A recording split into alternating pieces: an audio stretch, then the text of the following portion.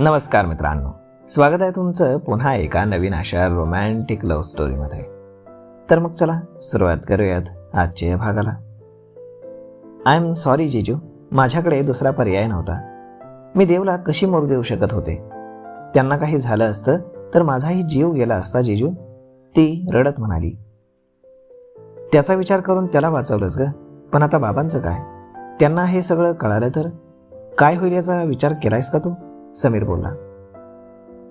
नाही जीजू, बाबांना यातलं काही कळता कामा नये. तुम्हाला माझी शपथ आहे, तुम्ही बाबांना काही सांगणार नाही. त्यांना काही झालं तर मी स्वतःला कधीच माफ करू शकणार नाही, गाथा घाबरून रडत बोलली. समीरच्या डोळ्यात पाणी आलं.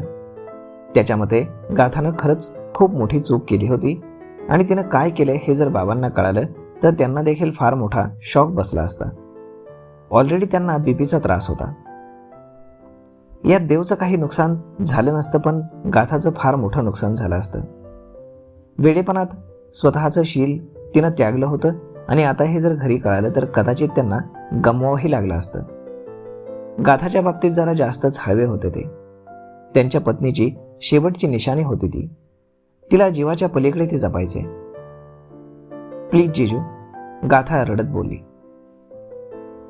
ठीक आहे, नाही सांगणार, तू शांत हो, समीर नाईलाजानं म्हणाला. थँक्यू जीजू, गाथा त्याला मिठी मारून बोलली. देव त्यांना पाहत होता. तिचे अश्रू त्याच्या काळजामध्ये कालवा कालव करत होते. खरंच ही मुलगी किती प्रेम करते माझ्यावर आणि मी किती अपमान केला मी तिचा. नाही नाही ते बोललो तरी तिनं माझ्यासाठी इतकं काही केलं. आता तरी पटलं ना की गाथाचं प्रेम अट्रॅक्शन नव्हतं, तिचं खरंच निस्वार्थ प्रेम आहे तुझ्यावर, शिव देवला म्हणाला आणि तो आतमध्ये आला. त्याच्या मागे देवही आला. गाथा, आता कसं वाटतंय? शिव बोलला. जीजू, मला घरी जायचंय, गाथा त्याला इग्नोर करत समीरला बोलली. ठीक आहे, समीर तिचे डोळे पुसत बोलला. नर्सने तिचं सलाईन काढलं. समीरने राजनला गाडी काढायला सांगितली आणि समीर तिला घेऊन निघाला. देवला तिच्याशी बोलायचं होतं, परंतु ती त्याच्याकडे पाहतही नव्हती. सगळे गाडीजवळ आले. गाथा, देव तिच्याशी बोलण्याचा प्रयत्न करत बोलला. स्टे अवे, समीरने त्याला रोखलं. मला तिच्याशी थोडं बोलायचंय समीर, प्लीज, देव बोलला. जे बोललास, जे केलंस ते खूप झालं, प्लीज दूर राहा तिच्यापासून. बघ तिच्याकडे, तुझ्यामुळे काय अवस्था झाली तिची. रिक्वेस्ट करतो मी तुला, तिला जगू दे, समीर अक्षरशः हात जोडून बोलला.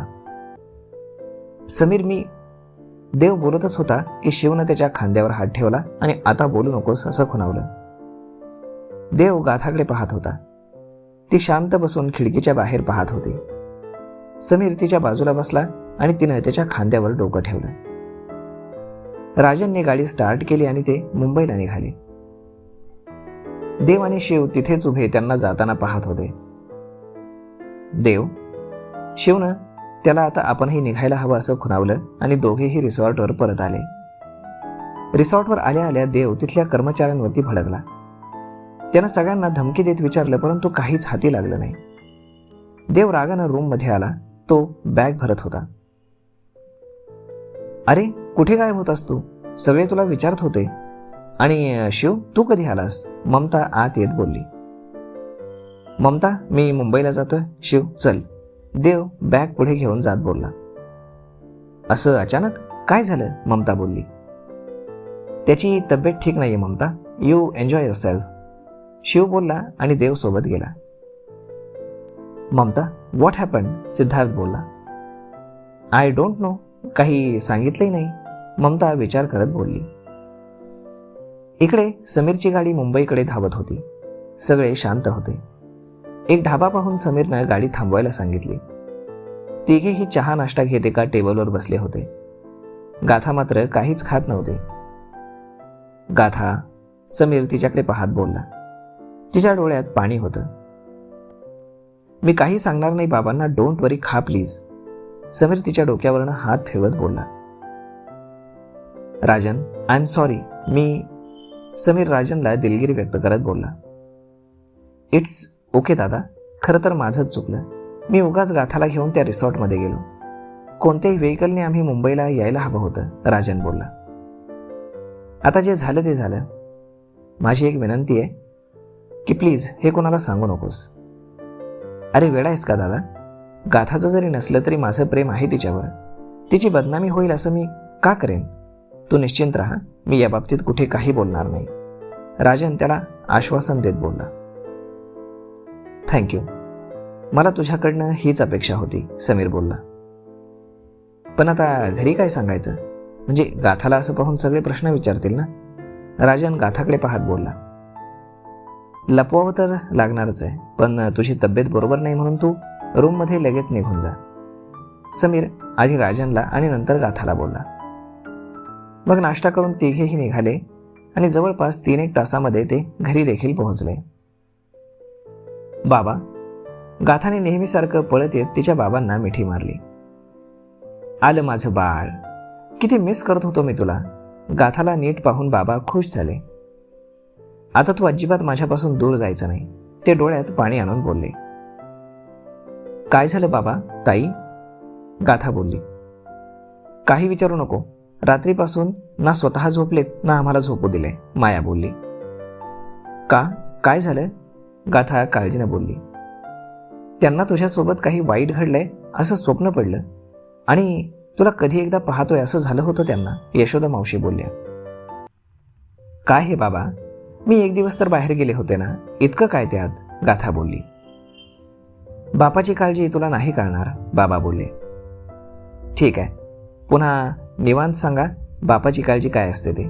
मी आता रूममध्ये जाऊन झोपते, प्रवासानं माझं अंग जाम दुखतंय, मी ताणून देणार आहे, असं म्हणून गाथा आतमध्ये निघून गेली. किती झोपतेही पूर्ण रस्त्यात झोपूनच होती. काय झालं गाथा? बाळा, तुझी तब्येत ठीक नाही का? तुझा चेहराही सुकल्यासारखा दिसतोय, बाबा बोलले. थोडं व्हायरल झालंय तिला, सकाळी ताप होता, मी डॉक्टरांना दाखवून आणलंय, समीर बोलला. आता ठीक आहेस ना? बाबा काळजीनं तिच्या माथ्यावर हात ठेवून ताप आहे का नाही ते पाहत बोलले. ठीक आहे, आराम केला की अजून ठीक होईल, मी जाऊ रूममध्ये, गाथा बोलली. जा जा यशोदा, हिला घेऊन जा आणि तिच्यासाठी खायला देखील घेऊन या, बाबा बोलले. हो चल बाळा. यशोदा मावशी मग गाथाला घेऊन रूममध्ये गेल्या. मी पण फ्रेश होऊन येतो, राजन बोलला आणि तोही त्याच्या रूममध्ये गेला. समीर, गाथा खरंच ठीक आहे ना? बाबा समीरला काळजीनं बोलले. हो बाबा, तिकडे वातावरण तिला सहन नाही झालं आणि रात्री खूप थंड खाल्लं तिनं, म्हणून ताप चढला. तुम्हाला तर माहीतच आहे, तिचं खाण्यावर कुठे कंट्रोल असतं का, समीर हसत बोलला. हो तेही आहेच म्हणा, बाबा देखील हसत बोलले. तर मग मित्रांनो, आजचा हा भाग आपण इथेच थांबूयात, परंतु तुम्हाला आजचा हा भाग, ही लव्ह स्टोरी कशी वाटली हे तुम्ही आम्हाला कमेंट करून नक्कीच सांगा. आणि जर आवडली असेल तर आपल्या जवळच्या मित्रमंडळींसोबत देखील हा व्हिडिओ तुम्ही शेअर करायला विसरू नका. धन्यवाद.